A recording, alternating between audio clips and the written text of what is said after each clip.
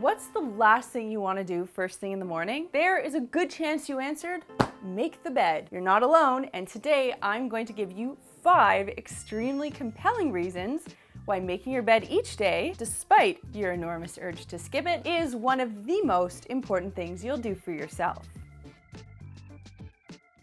It's a really good feeling to put a check mark on the daily to-do list before you've even eaten breakfast. Basically, you've already been productive and accomplished an undesirable task, so yay. If you make your bed and you know the mental gymnastics that required, what else can you conquer today?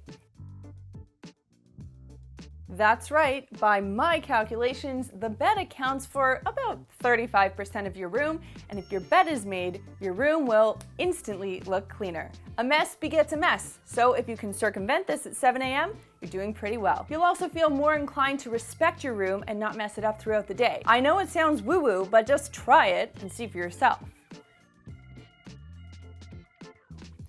As with anything, when you do it enough times, you get pretty good at it and can accomplish the task a lot faster.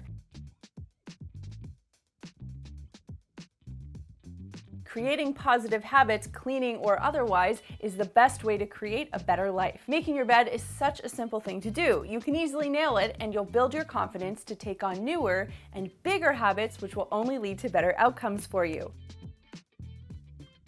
That's right, you'll even sleep better, and this is great news for those who toss and turn. I'm not just making this up, my friends. This was proven by a study done by the National Sleep Foundation, link below. And I quote, "It is worth noting that those who make their beds every day or almost every day are more likely than those who do so less often or not at all to say that they get a good night's sleep every day or almost every day."